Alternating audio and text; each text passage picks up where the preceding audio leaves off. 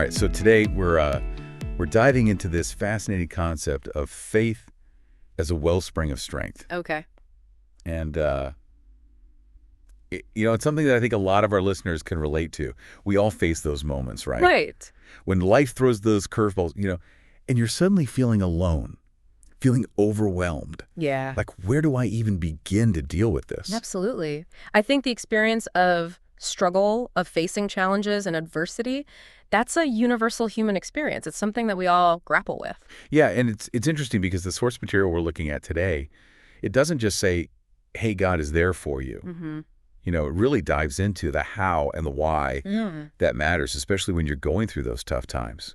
Yeah. And it uses such powerful imagery, right? Describing God as a refuge, a strength, a very present help in trouble. Right. Those metaphors are really striking. Yeah. And I think they resonate so deeply with people, especially when they're seeking solace and support. Mm, Because when you think about it, refuge, that implies more than just shelter, right?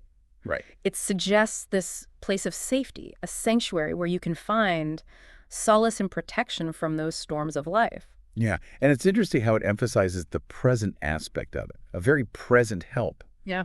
It's not some distant abstract force. Right. It's immediate. It's accessible. And you might find this interesting. Okay. One of the things the source really emphasizes is that even when we don't feel that presence, even when we're doubting, even when we're afraid, that presence is still there. It's a really powerful distinction, I think, between simply believing in something and truly trusting in it, especially when things are difficult. Exactly. And speaking of difficulty, one of the things I found so compelling about this source is that it doesn't shy away from acknowledging that it's hard to maintain faith when you're in the midst of a challenge. Mm-hmm.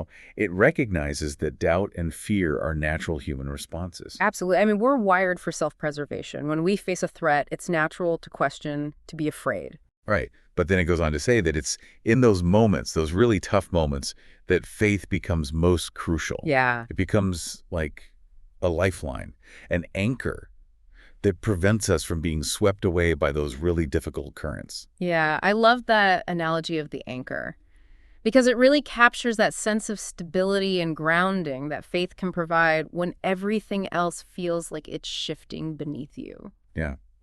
And this is where the source brings in a powerful quote from Deuteronomy 31:6. Be strong and courageous. Do not be afraid or terrified because of them, for the Lord your God goes with you. He will never leave you or forsake you. Wow, that's a powerful verse. Right. And it ties this verse directly back to the idea of facing those challenges head on, knowing that you're not alone. And it's not just blind courage, right?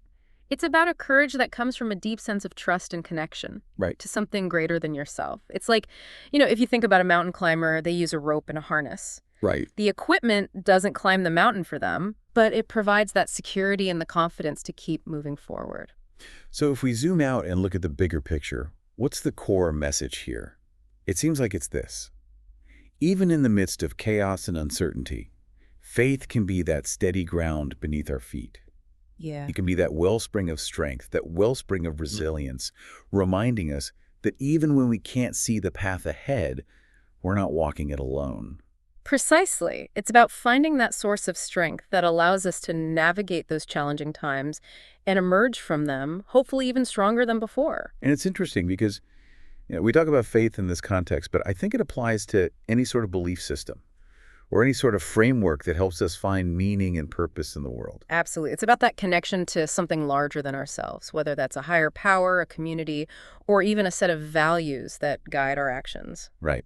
So as we wrap up this deep dive, I want to leave our listeners with something to ponder. What are those personal experiences in your own life where faith, or maybe your search for meaning, acted as an anchor in the face of adversity?